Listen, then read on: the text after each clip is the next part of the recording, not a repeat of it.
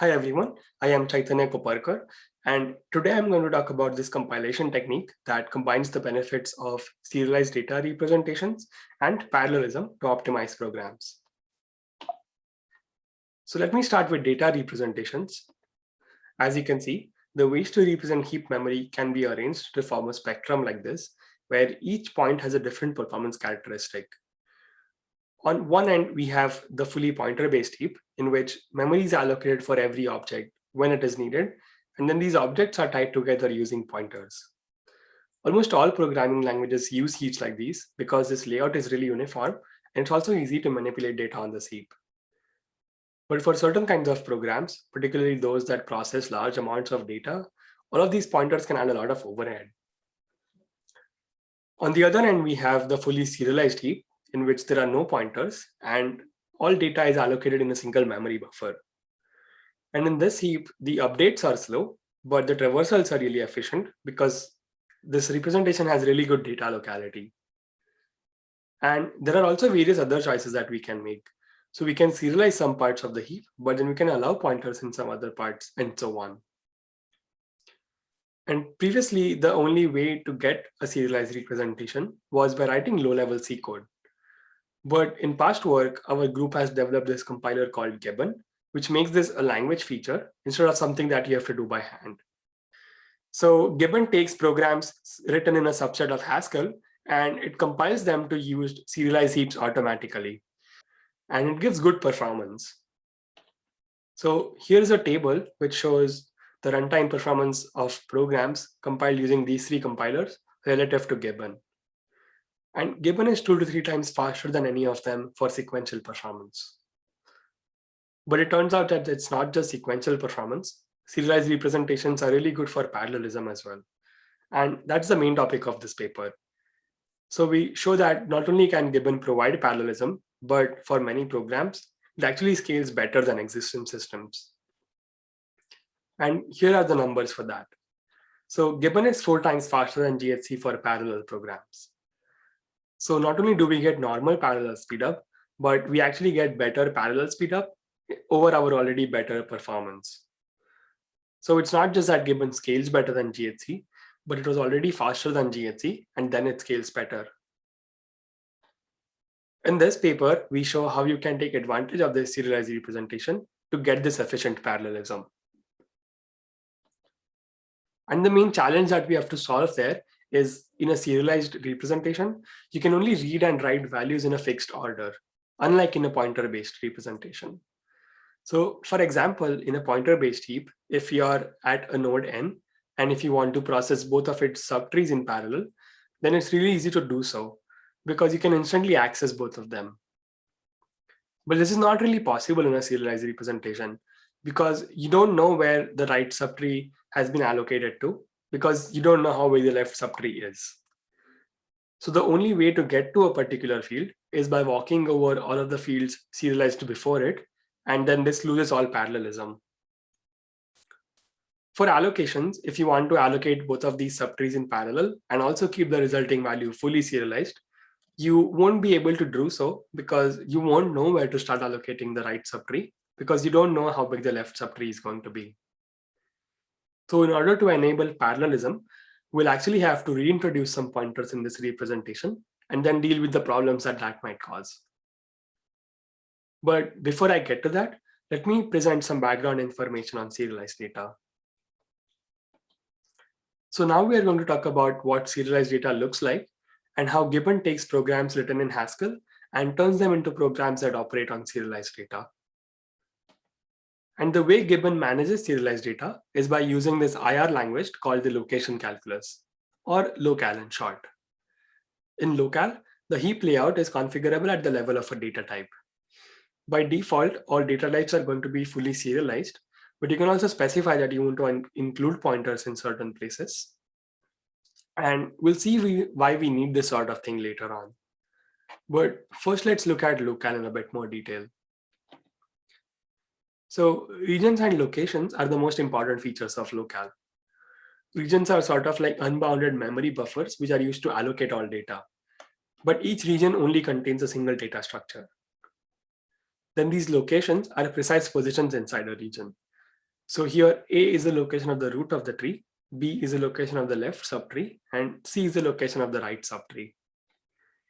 These locations are very similar to pointers in Z, but the main difference is that you can't do arbitrary pointer arithmetic with them, and locations can be written to just once. To introduce regions, you use a standard let region form. And then there are a handful of different ways in which locations can be initialized, and you can relate them back to regions. So A is at the start of this region, B is one past A, and C is after every cell occupied by this tree that is rooted at location B. And by only allowing you to initialize locations in a limited way like this, Local is able to establish certain invariants which ensure that the values being constructed are correct. Finally, you can allocate data on the heap by using a data constructor. In addition to the regular arguments, constructors also accept a location argument, and then they write the data at that location. To make all of this a bit more concrete, let's walk through an example that constructs a small binary tree. And we're going to use a call by value execution model, just like the formal semantics.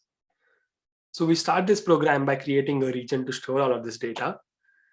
Then we bind a location at the start of this region. And then we bind a location right after this. And we create our first subtree at this location B. Then we want a location right after this leaf. And we allocate our right subtree at this location C. And once both of these subtrees have been allocated, we can finally construct the node which writes this tag n. And this tag has to be written at the end to establish certain invariants of the formalism, but it's okay for us to ignore these details for now. And actually, the implementation tries to perform these writes in order because it's more efficient to do so.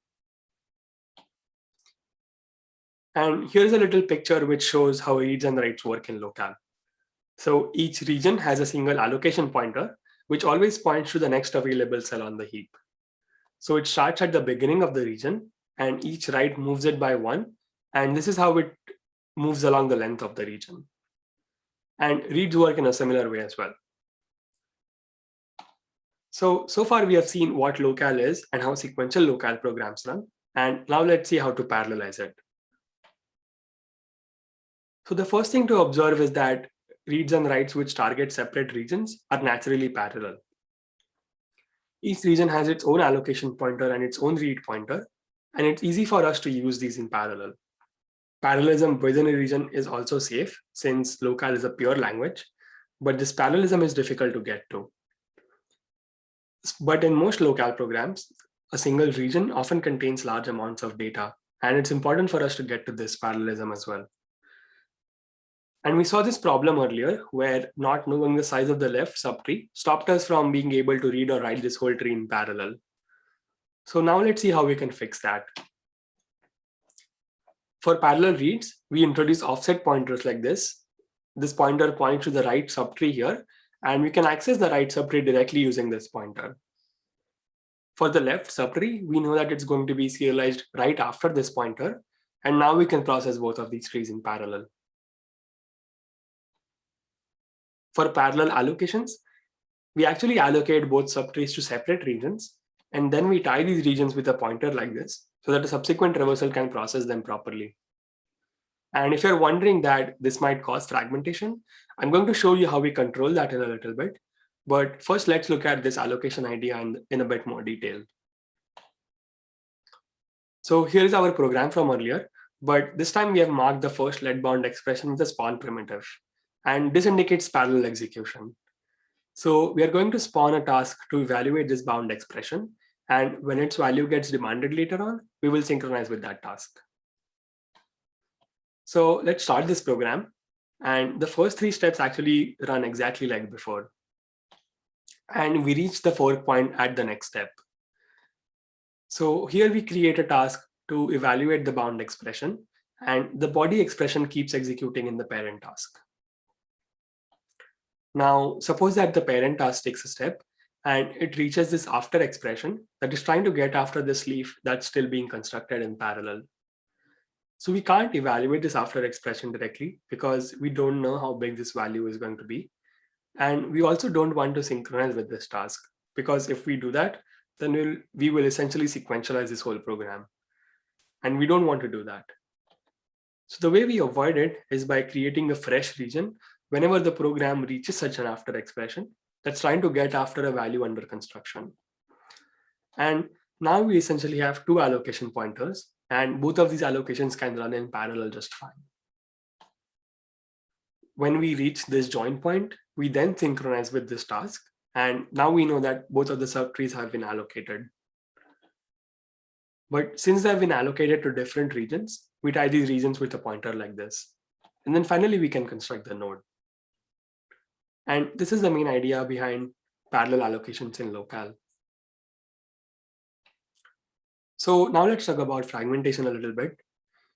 Observe that we create fresh regions and introduce pointers to enable parallelism. So you might be wondering that how is this really different from a pointer-based heap? And that's fair. If we create too many fresh regions, we will actually go back to a pointer-based heap, and then we lose all benefits of serialization.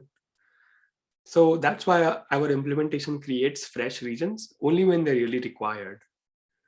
And the first control we provide is primitives to control the granularity of parallelism. By controlling that, you automatically restrict the number of fresh regions to the number of tasks that are spawned by a program. But actually, this alone isn't sufficient, because not all tasks which are spawned will actually run in parallel. So we create fresh regions only when real parallelism is created. And we detect that by detecting the steal in the Silk work stealing scheduler that we use. And by using both of these controls, we are able to restrict the fragmentation level to a minimum. We actually did some experiments to measure this fragmentation. And the first thing we measured is the number of fresh regions that get created specifically for parallel allocations. And we observed that this number is very small, up to 0.1% of all of the objects that are created for allocating fully pointer-based values. So the values that we allocate are still mostly serialized. Then the next thing we measured is the downstream effect of fragmentation. So all of these traversals that operate on fragmented values, we would expect them to get a little slower, since they now have to traverse all of these additional pointers. But we observed around a 5% overhead for such traversals compared to a traversal that operates on a fully serialized value, which was allocated sequentially and has no fragmentation. And even with this overhead, this traversal is still much faster than traversing a fully pointer-based value. And with all of this, we get the performance numbers we saw earlier. So to wrap up, I talked about what serialized heaps are and showed you that they can be efficient for sequential and for parallel computations. But I've only touched upon the main ideas here, and the paper actually has a lot more details about the formalism and also about the experimental evaluation. So please take a look at that for more details. And with that, I end my talk. Thank you for listening, and I look forward to your questions.